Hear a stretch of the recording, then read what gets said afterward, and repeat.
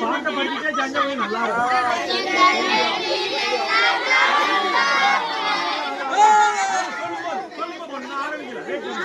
சொல்லுவேன். அப்ப எல்லாரும் ஒரே மாதிரி ஆரம்பிங்க. எங்கள் வீட்டில்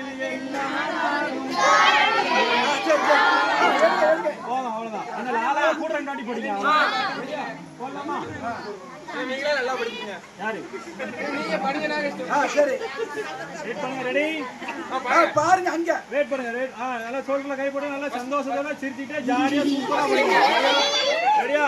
இங்க பாருங்க. ரெடி 3 2 1 படிக்கலாம்.